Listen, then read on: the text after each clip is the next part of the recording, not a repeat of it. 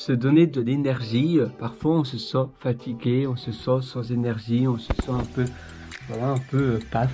Et c'est à ces moments-là qu'il faut justement se dire, mais qu'est-ce que je peux faire? Qu'est-ce que je peux transformer dans ma journée, ou plutôt dans mon quotidien, dans mes rituels, ça veut dire dans la manière dont j'organise, dont je structure mes journées pour que j'ai davantage d'énergie, parce que si on reste du matin au soir chez nous, à l'intérieur, et surtout s'il y a peu de fenêtres, si ça c'est sombre chez nous, comment est-ce qu'on peut avoir de l'énergie? Alors on va être frustré, on va dire que c'est à cause de nous, on va dire mais pourquoi je suis si fainéant, pourquoi je fais pas beaucoup de choses? Mais en fait l'environnement, l'atmosphère n'aide pas, et justement l'atmosphère, l'environnement nous font couler. Et c'est ça le problème.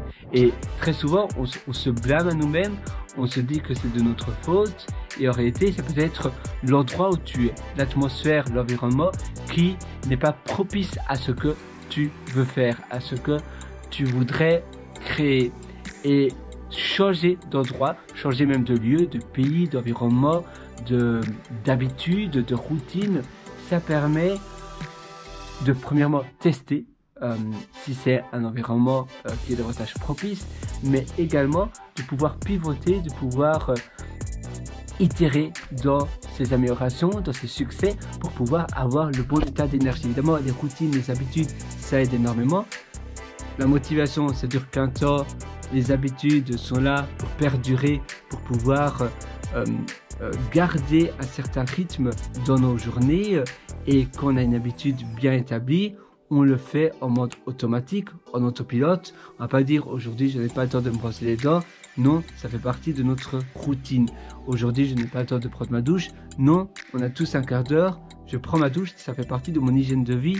Et c'est déjà ancré qu'on va pas se dire, mais non, je prends pas ma douche. Non, automatiquement, on prend notre douche avant d'aller au lit, ou bien on se réveille le matin.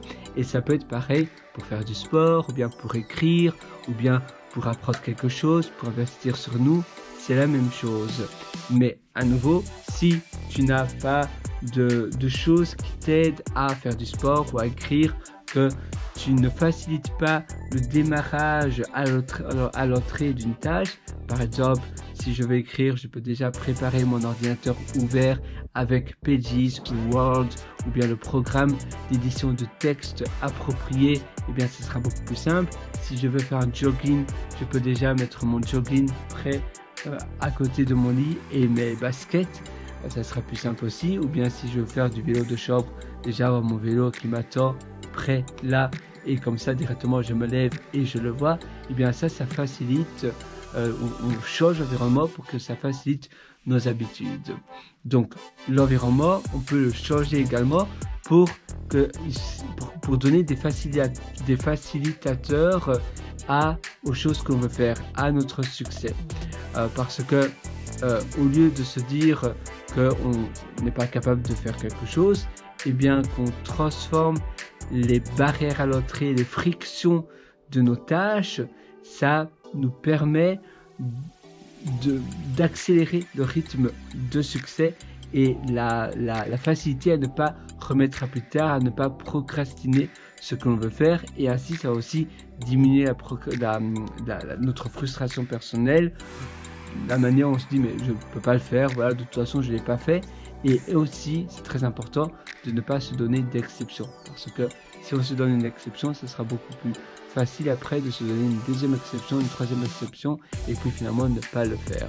Donc bien arranger et organiser ses habitudes dans ses journées pour pouvoir avoir un maximum de chances de faire ce que l'on veut faire ou ce que l'on doit faire, et également diminuer les frictions pour chaque tâche.